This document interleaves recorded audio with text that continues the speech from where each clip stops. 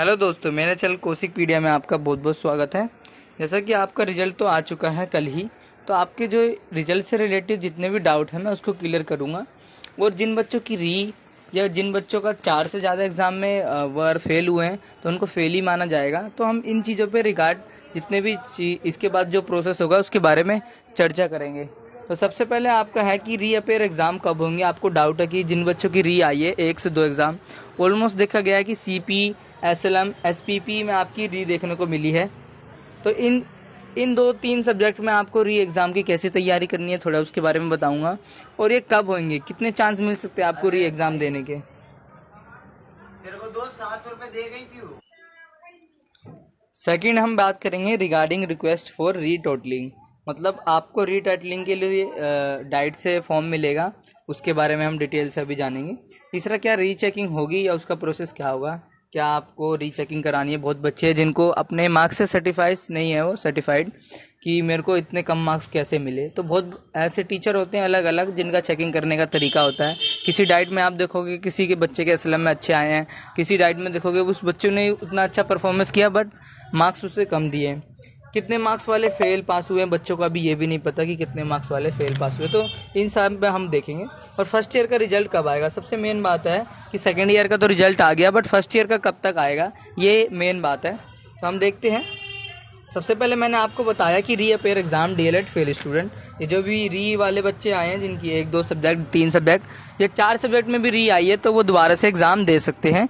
तो देखो, सबसे पहले एग्जाम इज आफ्टर 1 मंथ। मेरे को जितने भी 2-3 साल के पहले बच्चे थे उनकी भी एग्जाम में री आती थी, तो उन्होंने बताया कि री एग्जाम आपके हो जाते हैं 15 से 20 दिन में। अभी डेट आ जाएगी री एग्जाम की, तो री एग्जाम आपकी होंगी। अभी देखो कुछ दिनों में चेकिंग का प्रोसेस चलेगा, 15 दिन तक आप अप्लाई कर सकते हो री टोटलिंग के लिए, अभी उसके बारे में बताऊंगा मैं।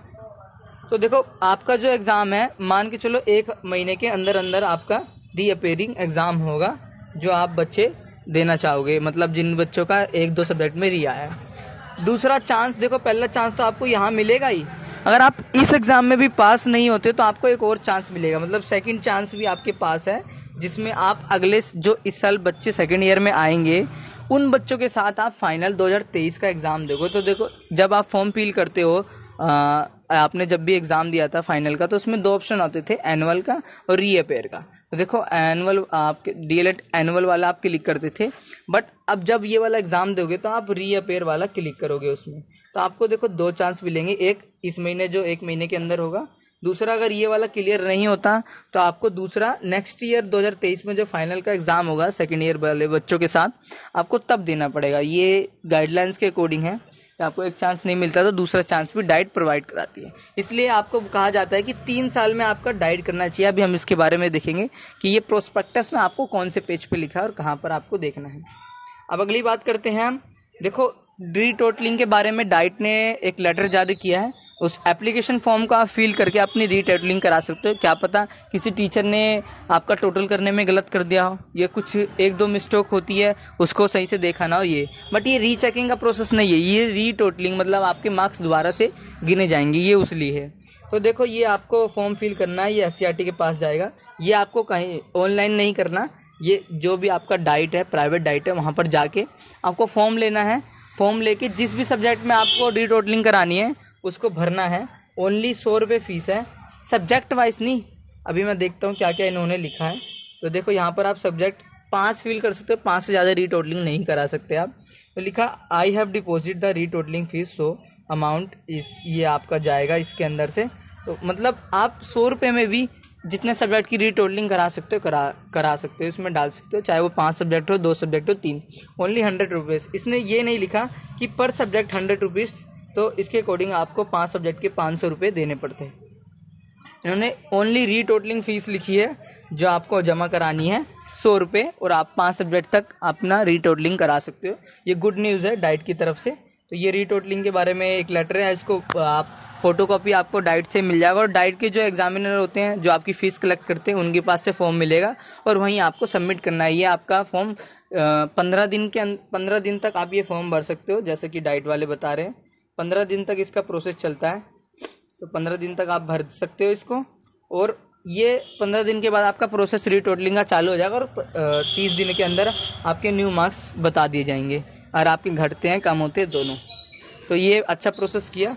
तीसरी बात जो हमने की थी कि क्या नोटिस दिया है कि डीएलएड कोर्स जो कर रहे हैं बच्चों, उनको रीअपेयरिंग या फेल स्टूडेंट कम माना जाएगा। तो देखो इसमें 5th पॉइंट में लिखा है, 4th पॉइंट और 5th पॉइंट में आप देख सकते हो जाके, प्रोस्पेक्टस के कुछ 20-30 के पेज के बीच में लिखा the requirement of percentage of attendance इस ऑल्सो। देखो एक अटेंडेंस के बारे में ज़रूरी है कि आपको एग्जाम में अटेंड होना ज़रूरी है।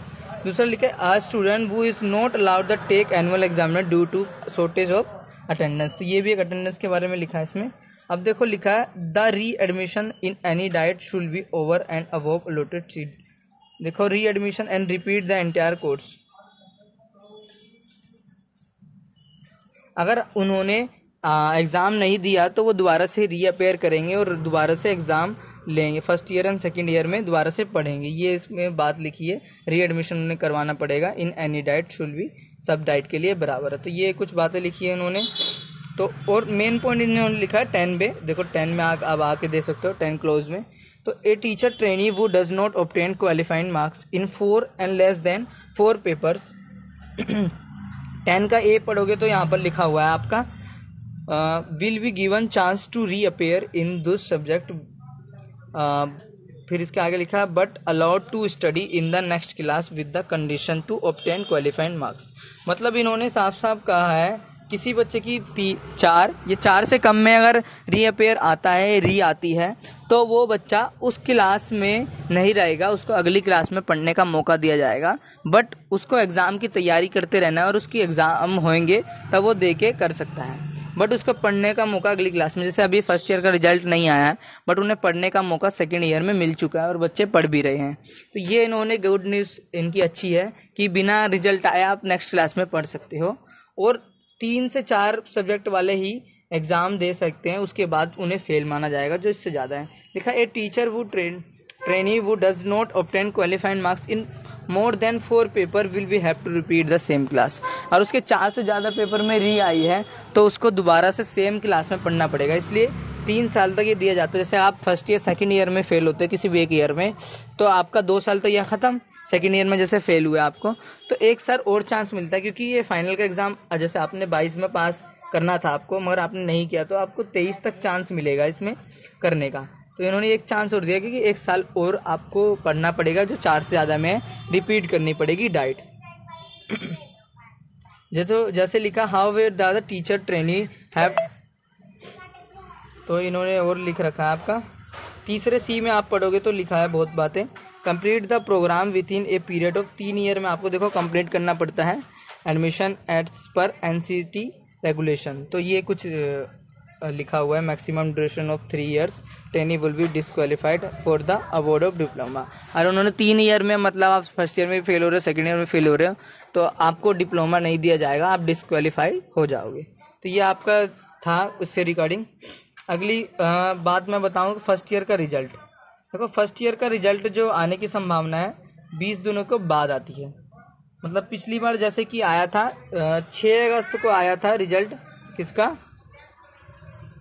मैं बताता हूँ। जैसे कि 6 अगस्त को आया था सेकेंड ईयर का रिजल्ट 6 अगस्त को, और फर्स्ट ईयर का जो रिजल्ट आया था वो आया था आपका 2 सितंबर को। तो देखो कितना गैप होता है, 2 सितंबर और 6, पूरे 1 महीने का मान के चलो, मगर मैं आपको 20 दिन के अंदर रिजल्ट आपको देखने को मिलेगा फर्स्ट ईयर का। तो जैसे कि 28 तारीख को इनका आया तो आपका आराम से 15 या 20 तक आपका रिजल्ट आ जाएगा फर्स्ट ईयर वालों का। तो ज़्यादा वेट करने की ज़रूरत नहीं है ये। अब दूसरी बात होती है कि कितने बच्चे वाले फेल हुए हैं, कितने वाले पास हुए हैं अभी जो रिजल्ट आया है सेकेंड ईयर का उसमें। तो देखो जो 75 वाला था,